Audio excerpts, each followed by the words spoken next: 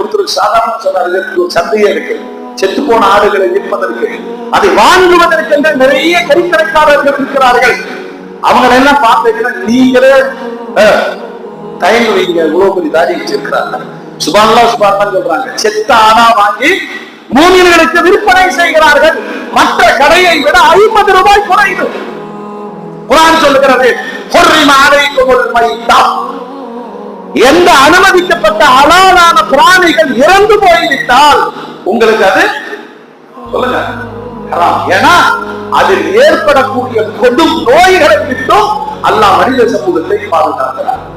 இரண்டாவது, இரத்தம் ஹராம் ஆக்கப்பட்டிருக்கிறது. இந்த சகோதர சமயத்துல தனியா கேட்பாங்க, ரத்தம் இருந்தா கொடுங்க. ஆனா இந்த உம்மத்திற்கு அந்த ரத்தம் ஹராமாக்கப்பட்டிருக்கிறது. ஏன்னா அறுக்கப்பட்ட பிராணிகளிலிருந்து வெளியாகிற ரத்தம் அதனுடைய கழிவு.